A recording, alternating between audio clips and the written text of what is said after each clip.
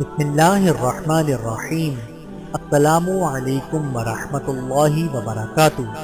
حضرت ولید بن ولید رضی اللہ تعالی عنہ کا قبول اسلام۔ مشہور صحابی خالد بن ولید اور آپ ایک ہی ماں کے بطن سے تھے۔ بدر میں مسلمانوں کے خلاف مشرکین کے ساتھ لڑنے نکلے اور شکست کھا کر عبداللہ بن حجش کے ہاتھوں گرفتار ہوئے۔ دونوں بھائی خالد بن ولید اور حشام بن ولید چھڑانے کے لیے آئے۔ حضرت عبداللہ بن حجش نے 4000 زر فدیہ طلب کیا۔ خالد کو اتنی بڑی رقم دینے میں تردد نہیں ہوا۔ حشام نے کہا، تم کیا لوگ ہوگی، تم تو اس کے بھائی ہو نہیں، اگر عبداللہ اس سے بھی زیادہ مانگے تو بھی چھڑاتا ہوں۔ دوسری روایت یہ ہے کہ حضور نے رہائی کا معاوضے میں نقد کے بجائے ان کے والد کی ذرہ، تلوار اور خود طلب کی۔ مجبوراً یہ قیمت بھی ادا کی اور رہائی کے بعد بھائیوں کے ساتھ گھر روانہ ہو گئے۔ ذوالحلیفہ پہنچ کر بھاگ آئے اور حضور کی خدمت میں حاضر ہو کر مشرف با اسلام ہو گئے۔ دوبارہ جب بھائی سے ملاقات ہوئی تو انہوں نے کہا، جب تم کو اسلام ہی لانا تھا تو پھر فدیے کے قبل کیوں نہ مسلمان ہو گئے؟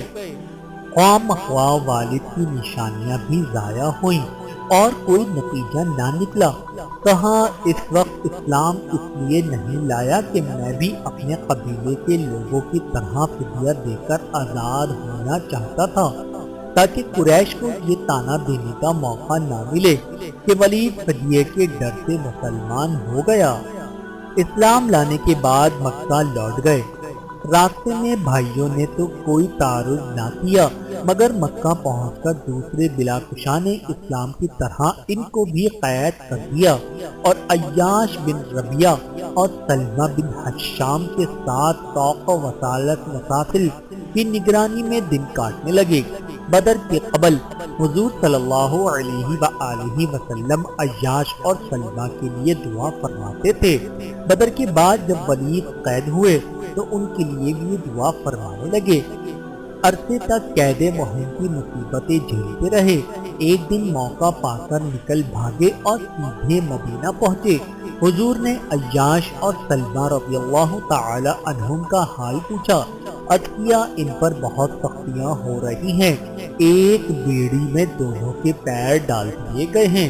فرمایا، تم واپس جاؤ، وہاں کا لوہار اسلام قبول کر چکا ہے، اس کے ہاں ٹھہرو اور قریش کی آنکھ بچا کر خفیہ عیاش اور سلمہ کے پاس پہنچو اور ان سے کہو کہ میں رسول اللہ صلی اللہ علیہ وآلہ وسلم کا قاصد ہوں، میرے ساتھ نکل چلو۔ اس فرمان کے مطابق یہ مکہ پہنچے اور عیاش اور سلمہ سے مل کر ان کو حضور کا پیغام سنا دیا۔ یہ دونوں نکل کر ساتھ ہو گئے۔ قریش کو خبر ہوئی تو خالد بن ولید نے کچھ لوگوں کو لے کر تعاقب کیا، مگر ناکام رہے اور یہ مختصر قافلہ بخیر و خوبی مدینہ پہنچ گیا۔ عمرۃ القضا میں یہ حضور کے ہمرکاب تھے۔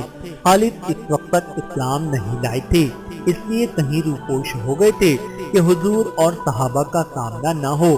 آپ نے ولید سے فرمایا، اگر خالد میرے پاس آتے تو میں ان کو اعزاز و اکرام کرتا۔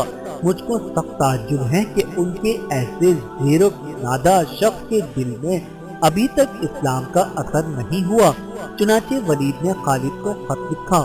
اس خط سے ان کا دل اسلام کی طرف مائل ہو گیا اور یہ میلان آئندہ چل کر اسلام کی شکل میں ظاہر ہوا۔